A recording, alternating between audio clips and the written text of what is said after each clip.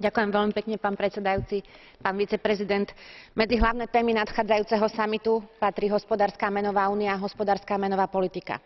Je nevyhnutné hospodársku a menovú úniu neustále prehlbovať, čo však vyžaduje nielen intenzívnejší a udržateľný hospodársky rast, ale najmä zamestnanosť a sociálnu súdržnosť. Naša najdôležitejšia priorita teda musí byť podpora zamestnanosti a sociálneho zabezpečenia. Kolegyne a kolegovia, potrebujeme systémové opatrenia a nielen krátkodobé riešenia. Tie vedú v konečnom dôsledku iba k negatívnym dopadom na zamestnanosť už aj tak ľudí ťažko skúšaných krízou. Musíme preto cielene investovať a posilniť financovanie hospodárstva, musíme prijímať prorastové opatrenia a posilňovať sociálne investície, vytvoriť aj účinný systém sociálneho zabezpečenia. Je treba zabrániť narastajúcim sociálnym nepokojom, ktoré sú dôsledkom neefektívnych a nefungujúcich opatrení.